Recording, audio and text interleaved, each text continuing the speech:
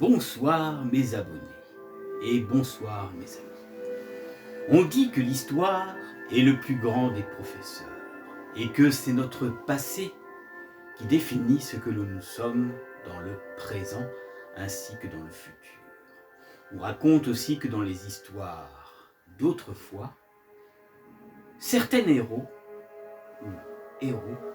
peuvent réanimer la lumière pour combattre les ténèbres. Si je fais cette vidéo ce soir, c'est parce que j'avais créé un jeu de plateau qui était en projet, qui se fait appeler Dragon Age Epic Quest, mais je crois que je vais changer le nom par Epic Quest Prophecy. La prophétie peut-être. Et ce soir, je vais vous parler un peu de cet univers étrange que beaucoup ne comprennent pas trop dans les 3 vidéos que j'ai faites dernièrement. C'est vrai que c'était des scénarios un peu d'essai. Je vais continuer la campagne pour que vous essayiez d'apprécier ces vidéos. Mais je vais quand même vous parler de l'univers de ce jeu que je veux créer. Et pour ça, j'ai écrit sur papier, que je vais lire devant vous, pour que vous puissiez comprendre un peu ce qu'est l'univers. Car ça sera un jeu de plateau, comme un jeu de rôle aussi. Et je vais vous parler aussi de l'histoire et de l'univers.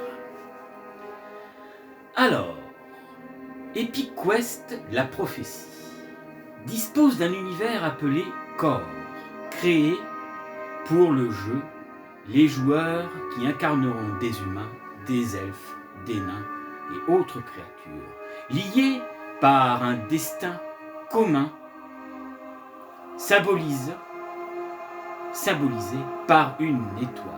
Cette étoile détermine leur but sur le monde de Core, leur donne divers pouvoirs à utiliser en synergie avec le reste de leur groupe. L'univers de Epic Quest, la prophétie, est structuré autour de 9 grands dragons légendaires par Moriagor, l'être primordial au début du monde. Chacun est le gardien d'un élément du monde: pierre, feu, eau, magie, etc. Ces 9 dragons ont créé l'humanité et toute autre créature existant dans le monde. Et ils lui ont tout appris. Après un âge d'or où les humains vivaient en harmonie avec les dragons. Ces dernières furent divisées par des querelles qui provoquent des guerres et poussèrent l'humanité au bord de l'extinction, et ainsi que les autres créatures, et de les rendre à ce moment-là mortels et de les affaiblir. Mais des humains retrouvent les vertiges du culte rendu autrefois aux dragons, et ravir ceux qui construisent les dragons, s'impliquent à nouveau dans les affaires humanisme. Certes, en gardant une nouvelle période de la décision et des guerres.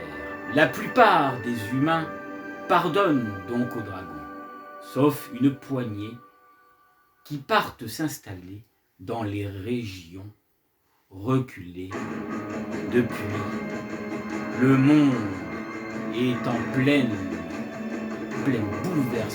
bouleversement. L'indépendance humaniste s'oppose à d'évolution draconique, vouée à ces êtres supérieurs et les complots insidieux du 9e grands dragons s'organisent au mieux de la prophétie stellaire. Voyez un peu l'univers, ça vous paraît un peu complexe. Et pourtant, parmi ces êtres humains ou étranges créatures, il y en aura qui auront le pouvoir de donner à votre avis un don de foi.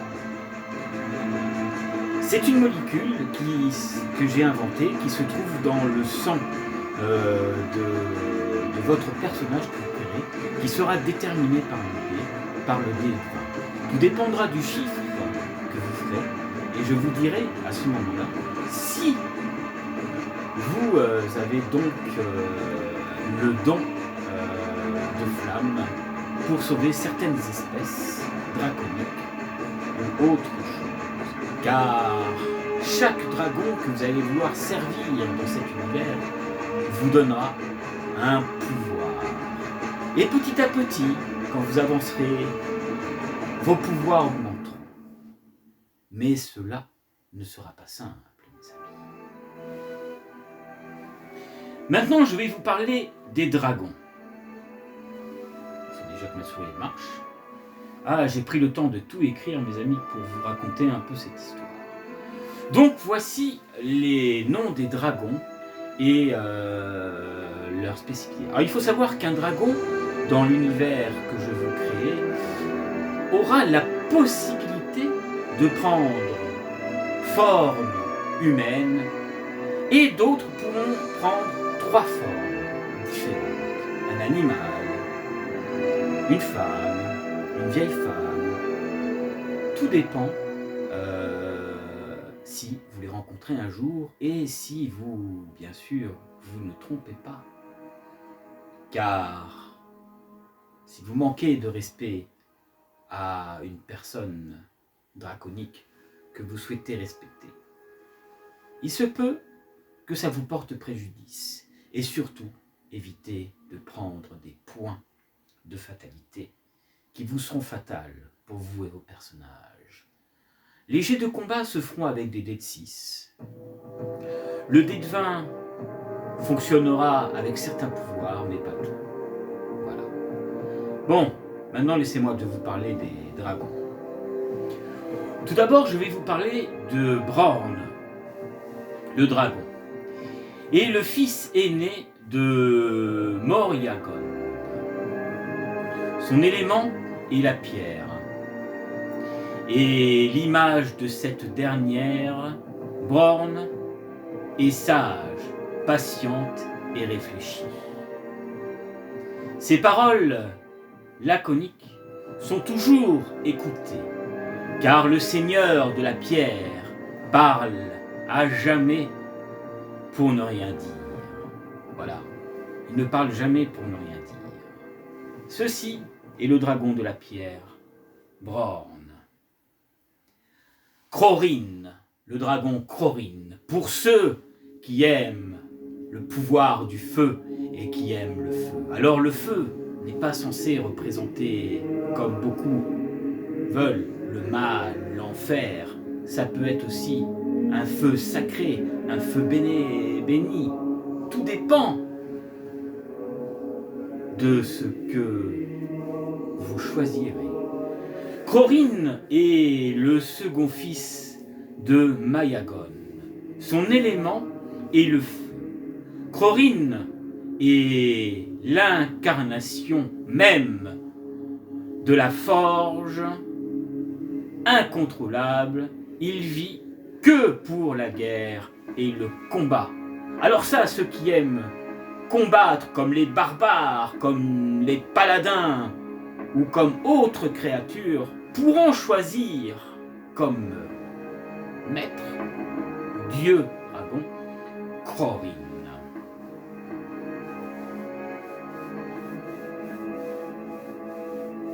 Mais voilà. Ensuite, Ozir.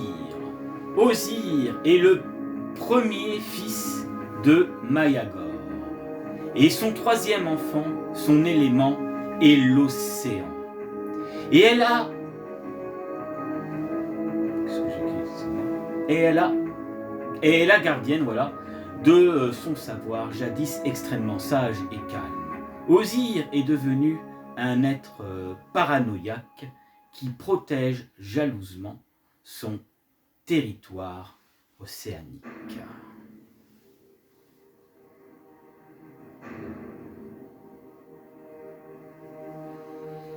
Maintenant, nous allons parler de Kézir. Kézir semble être rongé. Non, Kézir, pardon, est le troisième fils des 4 enfants de Mayagon. Son élément est le métal. Kézir est avant tout un créateur, un artisan légendaire, capable de travailler le métal mieux que quiconque, majestueusement. Par le passé, Kézir semble être rongé par une tragique,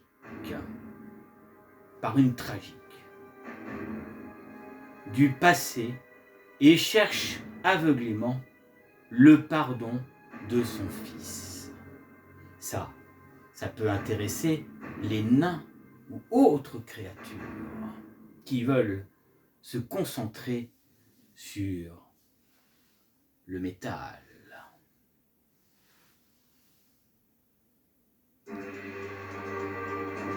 Maintenant, je vais vous parler de Iria. Iria est la deuxième fille et le 5e enfant de Mayagon. Son élément est la nature. Et oui. Lorsque Ira naquit, le monde fut recouverte d'une flore luxuriante.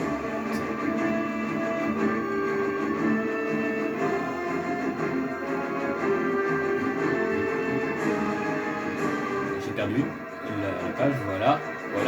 Iria est donc naturellement bénéfique et s'avère extrêmement protectrice envers toutes les formes de vie qu'il y a sur Terre, les elfes, les animaux, les humains. Si vous décidez de servir ce dragon, il y aura certaines possibilités d'avoir des pouvoirs pour soigner les blessures de vos camarades au combat s'ils sont blessés. Mais attention, vous serez limité, car bien avant acquérir l'extrême, il vous faudra passer des épreuves et évoluer au niveau, bien sûr, de vos points d'expérience et de niveau qu'un héros montre. Tout ça, voilà, j'ai pris le temps de l'écrire, de le lire pour vous parler un peu de cet univers. Voilà. Pour l'instant, dans les parties que j'ai faites, je ne parle pas de ça, vous voyez la phase de combat, vous voyez un peu la protection qu'ils ont, mais ça sera avec plus de détails. Alors ensuite, voilà, maintenant nous allons passer à Nanya. Nanya est la 3e fille et 6e enfant de Mayagor, gardienne des rêves et des désirs. Naya est l'essence de la magie, encore imprégnée de systèmes, de mystères, pardon, et d'origine, qu'est-ce que j'ai écrit ? Et d'orisme. Naya est douce et règne sur l'éther,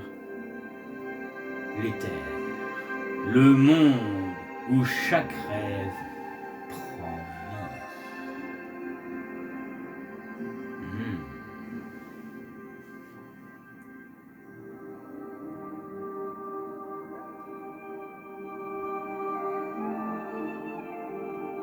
Maintenant, nous allons passer à Kree.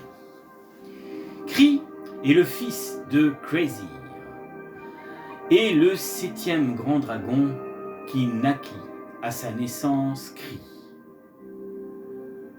N'a aucun élément sur lequel règne.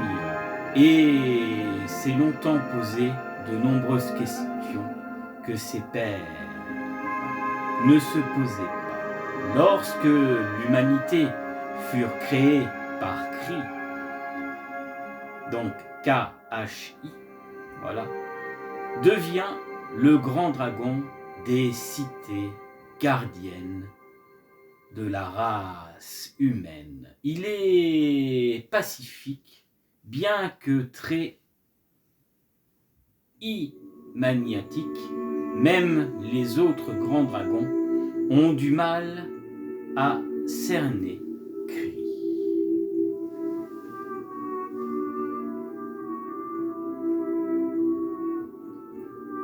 Maintenant, nous allons passer à Zil.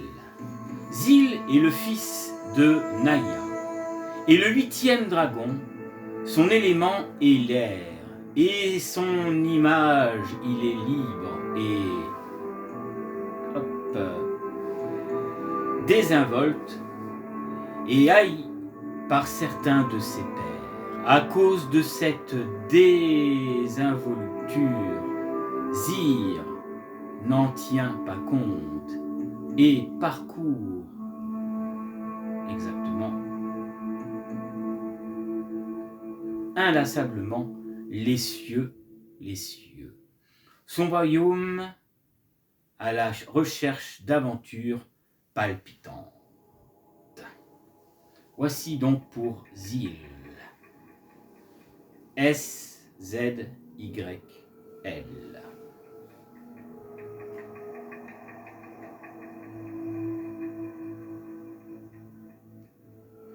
Et nous allons passer au dernier. Se faisant appeler Kalimshar est le fils cadet de Mayagor et le 9e grand dragon, né des doutes et des cauchemars de son père Kalimshar est le seigneur de l'ombre. Loin d'être l'incarnation du mal comme on pourrait penser, Kalimshar revendique ce que tous ses pairs rejettent, car ils sont nécessaires pour l'équilibre du monde. Il semble perpétuellement en train de comploter, voilà, et a été depuis longtemps rejeté par ses frères et sœurs, aujourd'hui qualifiés de hérold de la fatalité. Kalimshar œuvre dans l'ombre afin d'arriver à un but que lui seul connaît. Et c'est là, mes amis, que on pourrait voir le côté obscur des créatures comme le gobelin, l'orque ou diverses créatures de Donjons et Dragons que je veux mettre dans cette création. Voilà, je vous parle un peu en détail de tout cela. Dans les castes que j'avais choisis au tout début, maintenant il y en aura un peu plus, il y aura donc le système de base des castes représente le métier du personnage, ses possessions habituelles et ses obligations pour chaque caste. Il existe 5 statuts, plus de statuts élevés, plus le PJ, parce qu'il y aura certainement le PJ, est connu et a un pouvoir politico-social sur les autres personnages. Mais ça encore, mes amis, c'est encore en développement. Il y aura bien sûr l'artisan, caste des grands dragons métal comme Kézir. Nous avons aussi le mage qui servira le grand dragon Naya. Nous avons le prodige, caste du dragon de la nature Iria. Nous avons le combattant, caste du grand dragon de feu Crorin, le combattant. Et ensuite, nous avons aussi le commerçant, caste du grand dragon de la cité de Kri, le protecteur, caste du dragon de pierre, et le voyageur, qui sera donc le dragon du vent Zir. Et ensuite, nous avons aussi Érudit, casse du grand dragon des océans. Et plein d'autres choses et carrières seront développées. Ceci était juste quelque chose que j'avais mis de côté en attendant. Voilà. Mais ça sera avant tout un jeu de plateau. Pour l'instant, vous pouvez prendre n'importe quel plateau pour vous en servir pour jouer. Vous avez le système de D6, voilà. Dans HeroQuest, c'est le système de crâne. Moi, si je dois prendre ce système-là, je mettrai le système de épée avec un point rouge qui expliquera le nombre de dégâts que vous infligerez au monstre, bien sûr. Voilà. En gros, un peu ce que c'est. Mais tout ça, mes amis, n'est qu'un projet. Je vous ai parlé plus ou moins du système, de l'histoire. J'espère que ça vous aura permis de vous éclairer un peu sur tout ça. Et je crois que la vidéo va toucher à sa fin. Et je vous dis donc à la prochaine, pour d'autres vidéos sur Fenris TV. Voilà. Vous en savez un peu maintenant sur ma création, sur ce que je veux faire.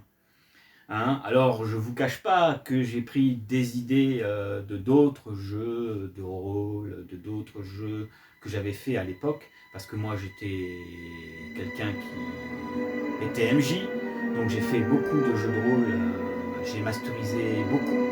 J'ai masterisé du Donjon Dragon, j'ai masterisé du Prophétie, j'ai masterisé du GRTM, j'ai masterisé du Conspiracy, qui était un univers basé dans l'univers de X-Files, qui était sorti en 1996 à l'époque. Et j'en ai fait plein d'autres, jusqu'à qu'après je m'intéresse plus à la figurine. Donc je vous cache pas, j'avais joué déjà à HeroQuest, c'était le premier jeu que j'avais joué à l'époque. Et après, quand je me suis intéressé plus aux jeux de figurines, j'ai joué à Confrontation, que j'avais bien aimé. C'était de l'escarmouche, c'était fait par Rackham à l'époque. Les figurines étaient en plomb, étaient magnifiques. Moi j'avais fait la race des Wolfen. Et là j'ai entendu dire qu'ils allaient ressortir cette vieille franchise. Donc voilà ce que je peux vous dire. Voilà mes amis, donc je vous invite à continuer à me suivre dans les aventures d'HeroQuest que je fais et dans les aventures de EpiQuest, la prophétie. Je pense que ça va être le nouveau titre que je vais donner à mon jeu. Je vous invite aussi à suivre les vidéos que je fais avec mes amis qui ont leurs chaînes respectives, donc les jeux de Dark. En ce moment, on est en train de jouer à une création qu'il a fait qui s'appelle Les 9 Grimoires, qui est très intéressant. Voilà. Voptis, on fait les scénarios de Première Lueur avec HeroQuest. On a Dédé de la chaîne Toujours Plus Jeu qui nous a inventé une nouvelle invention de HeroQuest, un peu à sa version, en rajoutant quelques cartes, en rajoutant quelques persos qu'il a appelé HeroGuest, voilà c'est ça. On fait aussi ça, là on va reprendre prochainement. Arcaril, pour nos fameux jeux de Conan, pour les fans. Et encore plein d'autres surprises qu'on va jouer et qu'on vous fera partager avec mes compagnons et leurs chaînes respectives. Voilà. Mes amis, merci de m'avoir suivi. Je compte sur vous pour vous abonner, pour mettre des pouces, me dire aux commentaires si l'univers que je vous ai raconté vous parle, vous intéresse. Et quand j'aurai fait le nécessaire, on ira un peu plus au détail. Voilà. Allez, je vous laisse et à très bientôt. Ciao, ciao et bon week-end.